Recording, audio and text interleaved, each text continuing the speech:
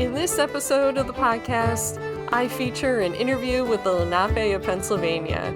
You'll learn the history of the Lenape here, as well as the prophecy of the Four Crows and what the future holds. I got a thrill to learn how to integrate the Lenape history with my own family history here in Pennsylvania, and I hope it helps you too. Be sure to check out all the links in the show notes so you can connect with them, and let's get on with the show.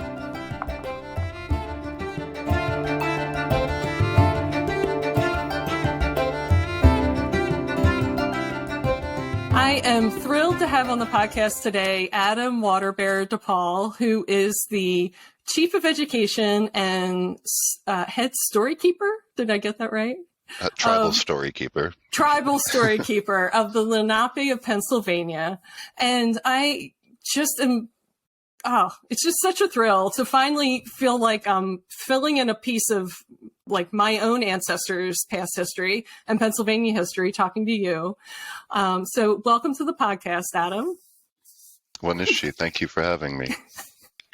I want to start with this little snippet of history that I found in the Sidney George Fisher book. He makes this reference to William Penn setting aside a piece of land at 2nd and Market Street in Philadelphia.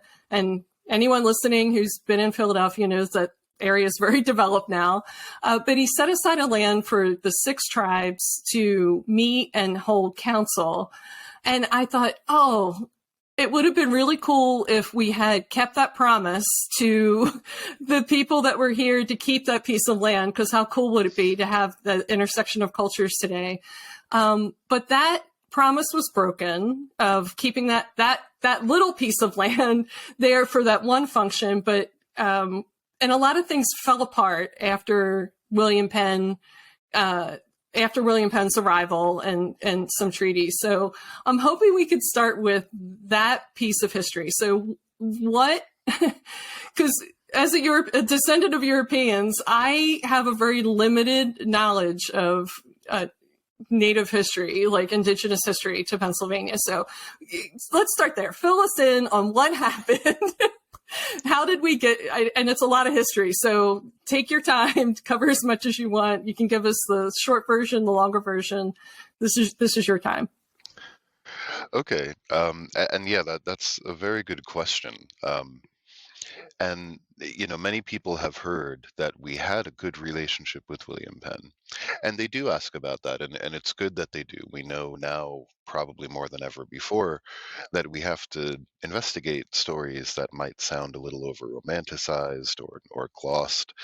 But this is one thing that is true. We did have a very good relationship with William Penn. Now, I always have to take the time to say William Penn was not perfect. And if we examine him, and especially if we examine him through a contemporary lens in hindsight, we can find much to criticize. And that has to be said.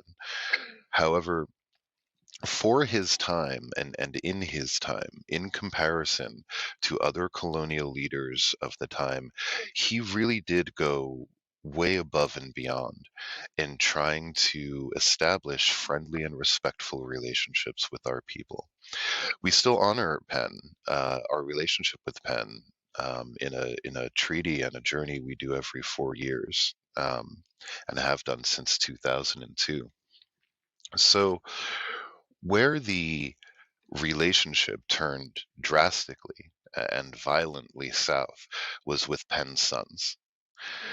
Penn's sons, this is the era that ushered in the walking purchase. Would you like me to say a word on that?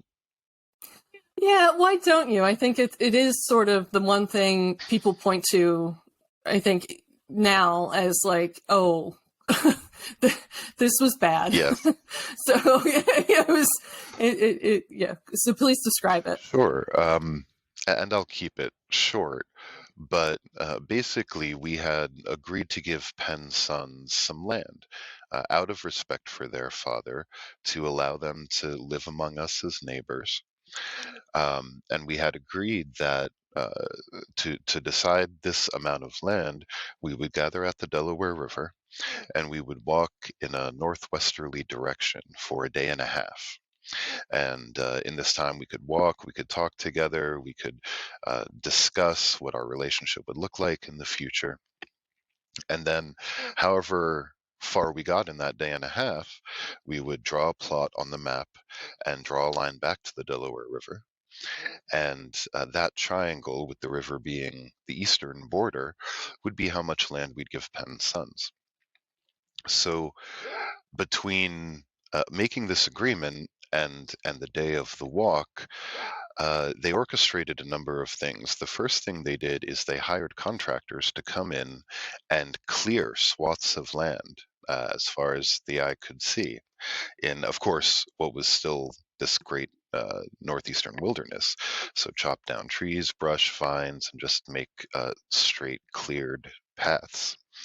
And then they hired 3 professional runners to come take place in this event.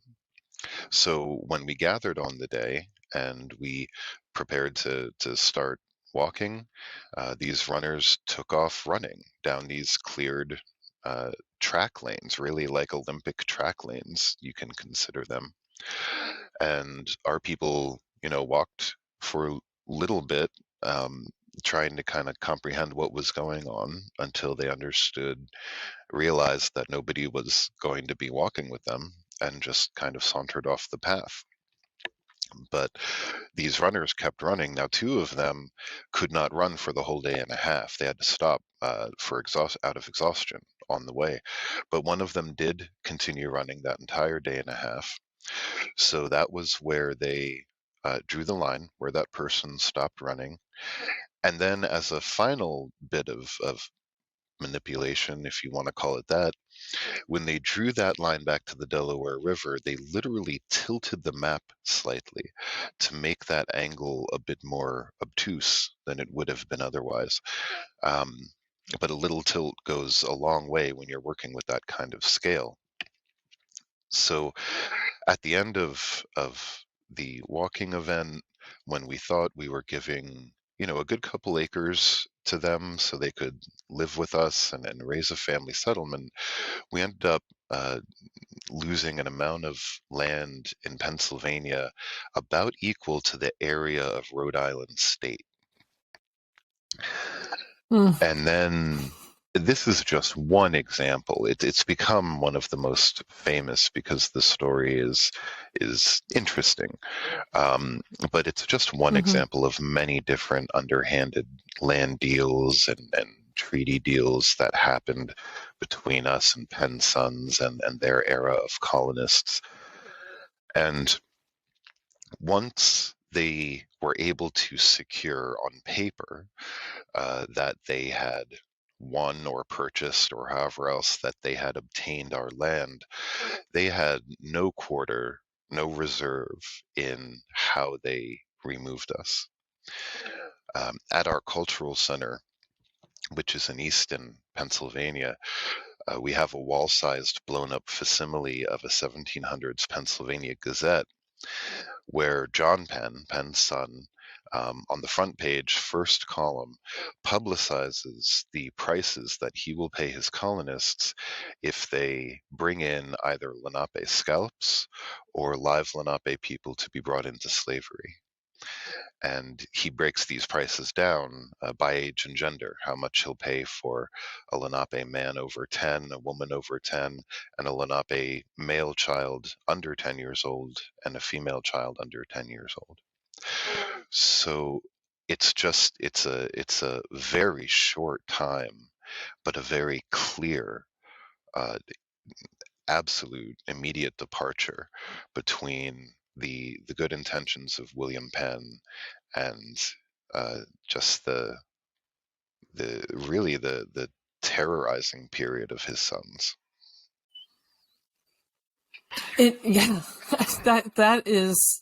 That's just dark. I mean, that's the stuff of nightmares. And it was at that point that the Lenape went to the western part of Pennsylvania and then beyond its borders, or what? Well, this what is happened the time then? when the Lenape people get fractured. as a cohesive nation. Okay. So many of our people do go into the diaspora. They're forcibly removed, or they begin to flee, seeing what is coming.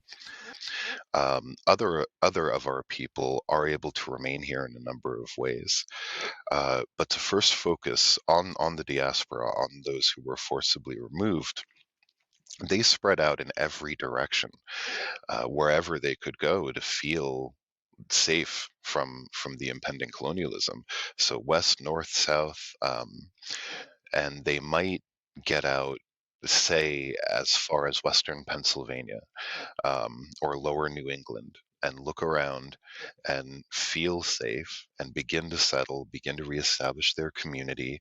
And then, of course, in a couple months or a year, colonialism would catch up with them. They'd be uprooted and chased farther. So this story of the diaspora, it is just a long, tumultuous process of continuous upheaval, partial resettlement, and then reupheaval, and this goes in all directions. So today, as a result, there are Lenape people, of course, all over the country, all over the continent, and I'm sure beyond. But what we do have today are 5 Lenape nations that represent this diaspora. People that finally were able to settle and were offered deals by the government where they would, to some extent, be left alone. And these are our diaspora nations. We have 2 in Oklahoma and 1 in Wisconsin. And those are the 3 federally recognized tribes of the Lenape people in the United States. And then other of our people were chased just above what is now the United States border into Canada. And in Ontario, we have 2 more Lenape nations that are recognized by the Canadian government. So that is, again, very cliff notes, not doing any justice to the tumultuous travels they had. But that's very briefly what happened with our diaspora. Now, other Lenape people remained here in our homeland, which, just in case anyone out there is unaware, I should say that our ancestral homeland is western Pennsylvania, southern New York, all of New Jersey, and northern Delaware. That's the Lenape Hoking, where the Lenape come from. And there are a number of ways our people could stay. Some small groups tried to go into hiding, again, in this great wilderness. Many of our people were chased down for those bounties and brought into indentured servitude and remained here that way. But the primary way that we stayed here was between marriages through colonial men and Lenape women. So by all those ways, some Lenape people were able to stay here. Now, they suffered their own terrible trials and challenges here. It wasn't okay to be Lenape in the colonies. If you stayed here, you completely got off the public radar as an indigenous person, as a Lenape. You acted like a colonist, you identified as a colonist, even down to things like census data and birth and death records, if we were allowed to have them. Often we weren't. But this is the lineage of my nation, the Lenape Nation of Pennsylvania. We are indebted to our ancestors who remained here under forced assimilation and hiding for hundreds of years and passed their ways down in secret through the oral tradition to their children and grandchildren, so that we could keep Lenape culture alive here in the homeland. And my nation isn't the only. Right over the river in New Jersey. In North Jersey, you have the Ramapo Mountain Lenape, and in South Jersey, you have the Nanticoke Lenni Lenape Nation. And then in Delaware State, you have the Delaware tribe of Lenape Indians. So our 4 nations, in addition to, of course, many other individuals all throughout the Lenape Hoking, we represent that lineage of the Lenape who remained here. So the oral traditions, I'm assuming a lot of that's getting written down now. I know you're doing a ton of presentations to share as much as possible and put a face with the name. but I'm hoping more and more is getting written. Or is it a problem? You shared in a presentation the other week that, not that it's a problem, but it's not, that stories need to be alive. So the concept of writing something and making it rigid and fixed isn't, it doesn't work for it doesn't work for you. So is that the raises case, or? many problems, and I'm I straddle this Okay. subject both as my cultural role of Storykeeper and also as my passion as an academic mythologist. Okay. I am very passionate on this subject. It's a difficult area to navigate. We have to write these things down. We have to have records, and I would never say don't do that. Part of, a large part of my dissertation work and my own research is making records of our stories and things like that. But it's so important, what is important, or I should say what the bottom line is, not whether we're telling the stories orally or writing them down. It's how we treat those stories when we encounter them. That's the problem. And the problem is that when people encounter a written story, we have habits, especially throughout academia. And again, I'm an academic. I'm not absolving myself from this. But we have a habit of looking to written documents as the authoritative source. So when people hear stories told, they might enjoy it. They think that's a great story. But then a very possible next step is, let me jump online and find the real story. I'd like to hear, the real thing, or not even hear. I'd like to read the real thing. And in that way, when we create these artifacts, these written artifacts, it causes a number of problems. First of all, they erase future storytellers, because they are, future storytellers who go on and tell these stories are now compared to this artifact that you can find on the internet, which is considered the authority for some reason. And really, the primary reason seems to be because it's written and we ascribe some kind of authority to that. Another problem, and this is a little more in my dorky academic side, but another problem with writing our stories is that these stories have been told through the oral tradition, from person to person or person to community, since time immemorial, tens of thousands of years. And stories grow and evolve and pass through storytellers and carry those storytellers and their communities with them throughout time. And in that way, the stories stay relevant to the people and the world they're living in. And when we create these artifacts, it freezes just one snapshot of the life of that story. But and again, that in and of itself is okay. It's good. We need historical records. But the problem again is, how do we treat and how do we think of that snapshot? People tend not to look at them in that way, that this is just one flash in the life of the story and an old one. People look at that and say, well, this is the story.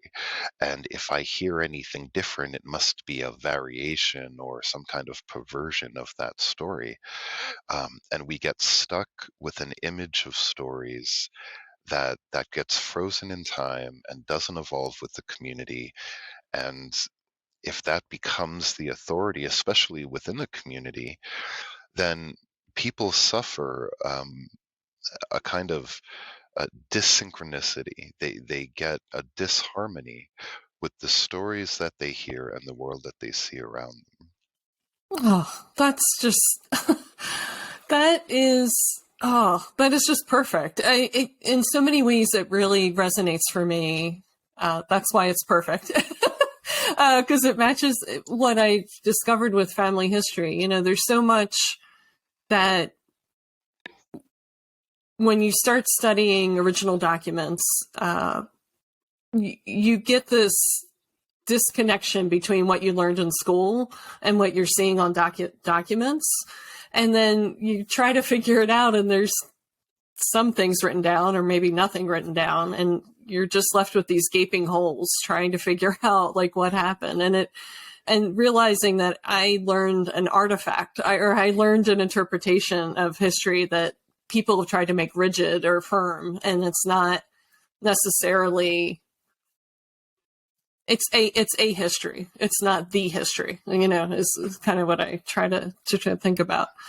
One of the things that has been great is this idea of preserving some of the artifacts of the history of the Lenape. Was your website links to it, and I'll include a link in the show notes. The Fulfilling a Prophecy exhibition that was done in conjunction with the University of Pennsylvania quite a while ago now, but luckily there's a digital version we can look at from anywhere, which is nice for people that want to know. They can learn, get a little taste of it. Could you say a little bit about that prophecy? And I mean, I read it, and of course I read it in my context, not your context. And I was like, oh, is the second crow talking about today's times when there's like a disease that's like, disturbing people, wiping people out? And then I read more. It's like, no, the Lenape feel like it's the fourth crow's time, and they're looking for a restoration of friendship. And I thought, oh, that's nice. And then I had to think more about what the context was for because your concept of the history of Pennsylvania is different than my concept of the history of Pennsylvania, right? We have different perceptions and concepts, based on our people. So yeah, if you could talk a little bit about that prophecy and what is going on now Certainly. in terms of the living history. And I do want to mention first that, the website, on our website, we do have a link to the exhibit page. The exhibit we put together with Penn in 2008, and it was originally supposed to be up for a year like any exhibit, but it drew so much interest that it ended up serving 3 terms. It was there for 3 years. But after it finally did leave the Penn Museum, Penn shipped it all to us, and we have it at our cultural center now. So if people can make it out to Easton, you can still come and see the exhibit there. And what the exhibit did was it framed our past and present around our story of the Four Crows. And this story came down to us through several different lines of elders in, of course, different forms. Sometimes it's told as the 4 times of the Lenape or the 4 ages that the Lenape. But the story of the Four Crows is very short, and it goes like this. It is said a fox will be loosed upon the earth. It was also said 4 crows will come. The first crow, he flew the way of harmony with Creator. The second crow, he tried to clean the world, but he became sick and died. The third crow saw what happened to his brother, and he hid. The fourth crow will fly in harmony with Creator again. Caretakers, we will live together on the earth. And what we did with the Penn exhibit was we applied that to our history and to our presence, and the exhibit tells our story according to those 4 crows. So the first crow who flies in harmony with Creator, that is our pre-colonial period, when we were here in harmony with ourselves and our indigenous neighbors. The second crow, who tries to clean the world but becomes sick and dies, that part of our exhibit represents colonial contact, the initial friendly relationships, and then of course the drastic southward turn that we just discussed, and all the terrors that came in that period. Now, the third crow zooms in from all Lenape people because the second crow, like we just talked about, this is the time where the nation gets fractured and the diaspora begins. The third crow zooms in on the homeland Lenape, those who remained here. And the third crow talks about our time of remaining here in the homeland in hiding and ways in which we passed down our culture under the nose of the colonists and kept that Lenape culture alive here. And the fourth crow, who flies in harmony with Creator again, that we do like to think of ourselves now in the fourth crow. Of course, there's so much more work to do. We're not at all saying everything is harmonious and perfect and everything is wonderful. But we are at least now in a time where it's relatively, compared to the past few centuries, safe to come out, to let people know that we are still here, that many of our people never left and have been keeping the culture alive here. And people like you and other people who invite us out to tell our story and correct the wrongful narratives that have been told about us, that all the Lenape were killed or driven out of the Lenape Hoking. And what I like to bring up about the fourth crow is that if you read the story in a certain way, it can seem circular because you begin with harmony and you end with harmony. But the story is not circular, it is linear. The harmony of the fourth crow is not the harmony of the first crow. The fourth crow does not say we need to return to a time like we existed pre-colonial and get back to that time. The fourth crow is a new time that took place after all these other things. And it's a time where we have to find a new harmony with our new neighbors and with all these people who had nothing to do with the second or third crows, and move together as a new community with everyone around us in a good way. I appreciate you saying that, because a lot of times when we talk about history, people are like, oh, let's go back to in the Lema time. That's it is linear. Yeah, you never step in the same river twice. What's the saying? You can't swim in the same river twice, kind of thing. Yeah, you can't.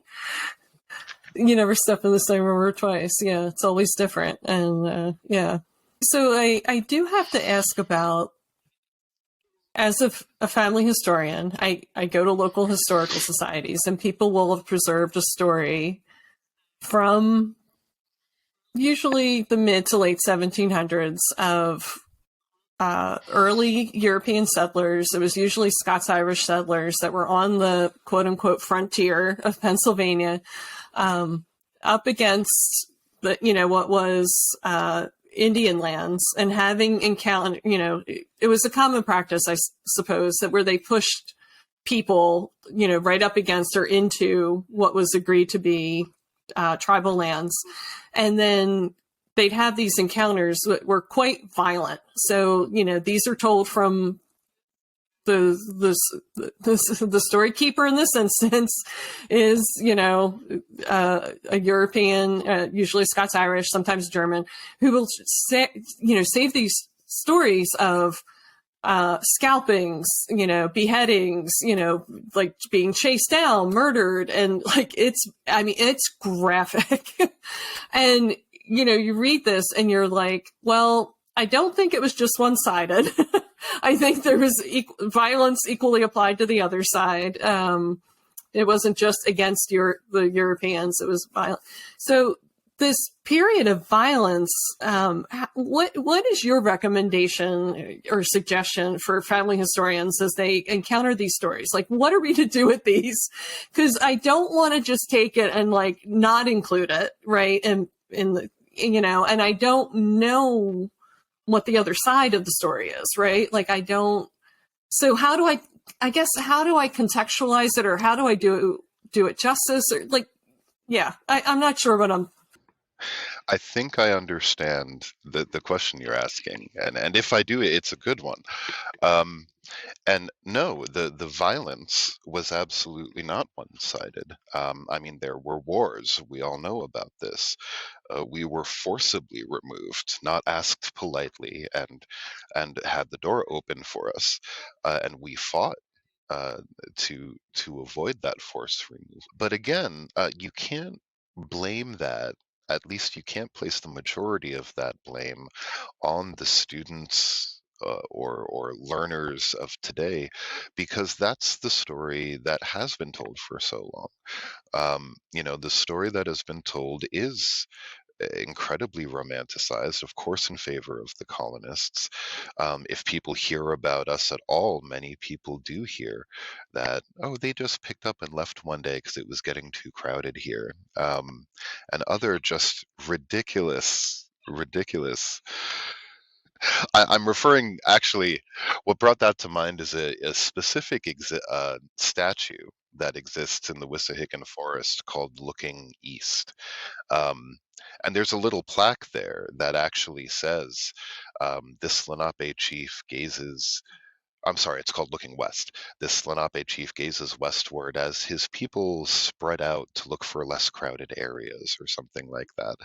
Um, Now, since I bring that up, I have to put right on the tails of that the Friends of the Wissahickon, the people who oversee and take care of that land, they have consulted with us and have since changed that language because they realized it was problematic.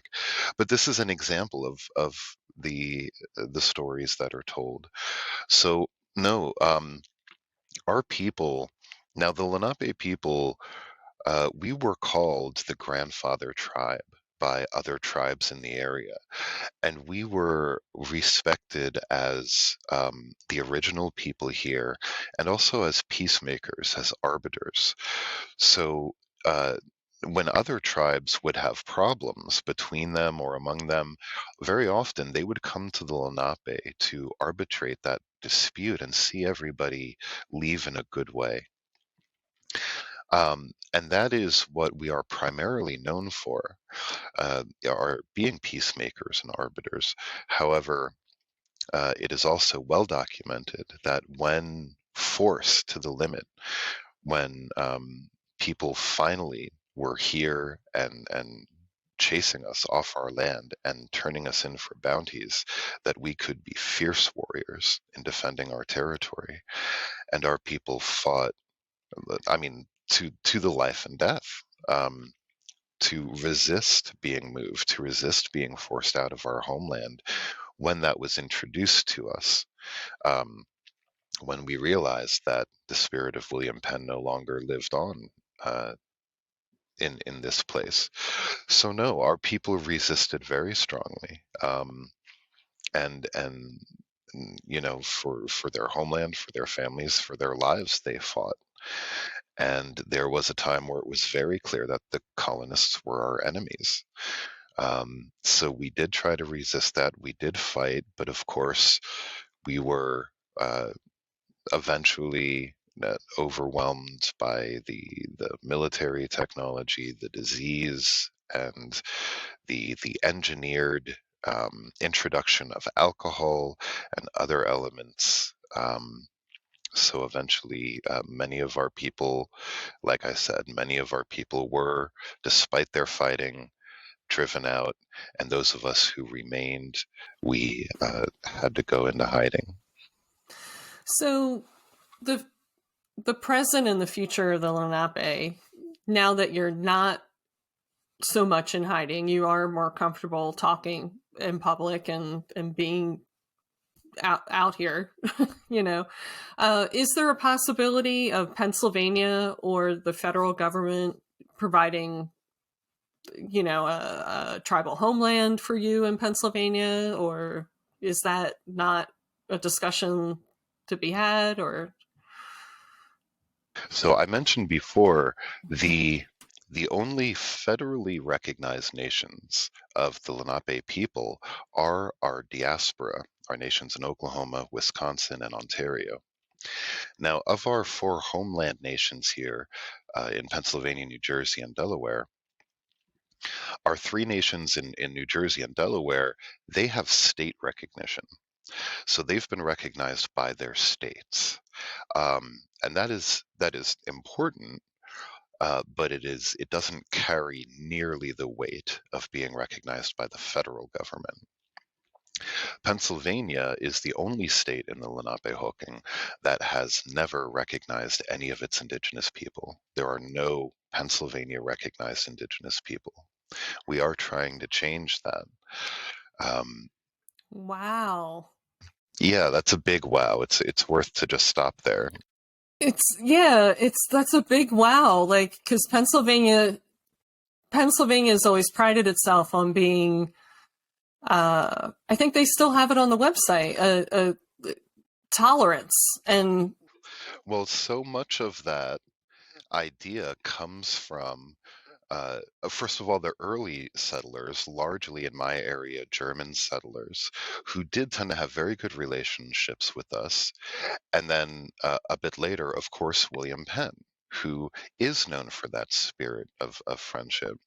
And that spirit does live on here. Today, our nation has wonderful relationships with many Quaker meeting houses, organizations. We consider the Quakers good friends of ours, and we collaborate on opportunities. But what that line skips over is that era of Penn's sons and the devastation that followed for hundreds of years between the first and the fourth crow. It basically skips over the second and third crows. So yes, it is very surprising and it's very problematic. We attempted to go for state recognition something like 20 years ago now, give or take, and we were making very good progress.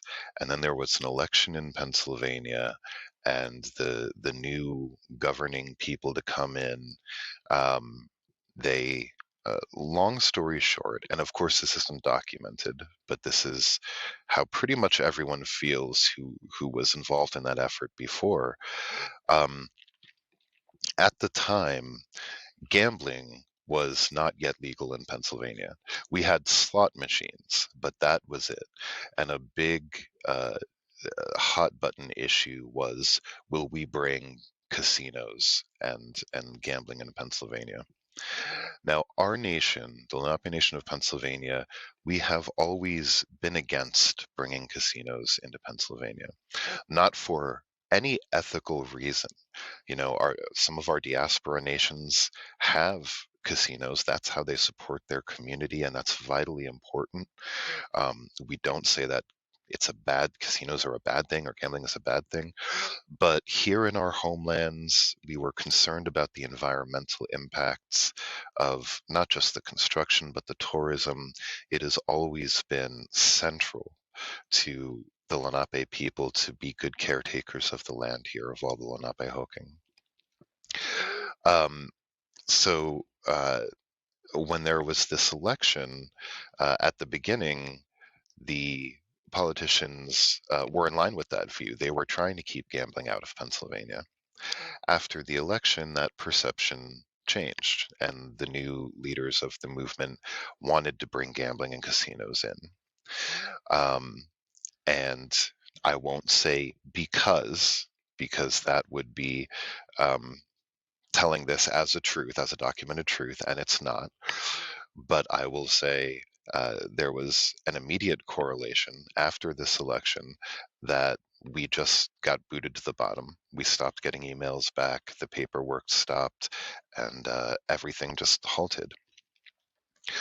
Now, the one of the many ironies of this is that a state-recognized tribe nation still has absolutely no say about owning a reservation or building a casino. You have to be federally recognized to even enter that conversation. So it was a non-starter to begin with.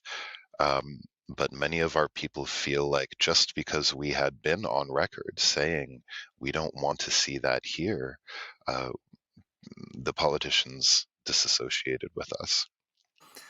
well, I was going to say, luckily our memory's short, so you have a you have a chance of reinvigorating that conversation. I think 20 years is enough time that nobody, a lot of those folks have moved on the government side, I hope. We are trying right now. We decided sometime around the COVID times. Not that that had anything to do with it, just that's kind of the benchmark in all of our brains for that era. We did decide, we reestablished a state recognition committee. I'm on that committee, and we are hoping that things will go differently this time. That would be awesome. I don't know a better, I don't know how to describe it. That would be the time of the fourth crow. I mean, that would bring, we'd be bringing it back. It wouldn't be the same, but it would be, it's something that needs to happen. Let's put it that way. So what do you wish I had asked you, or what do you wish you could say to the audience of, genealogists and family historians, people that are studying their ancestors here, most of which not descendants of, they don't have the Native American heritage of any sort, they just. Wow, that's a big question. You asked a lot of wonderful questions. I think if there was one thing I'd say to all those people as a blanket, it's if you are interested at all in learning about our people and engaging with our people, reach out to us. Please get in contact. We are devoted to the time of the fourth crow to building good relationships, and if you are interested at all in learning about our people and engaging with our people, reach out to us. Please get in contact. We are devoted to the time of the fourth crow to building good relationships and re-educating the public about our people. Giving our neighbors the education and the knowledge that they were robbed of by colonialism.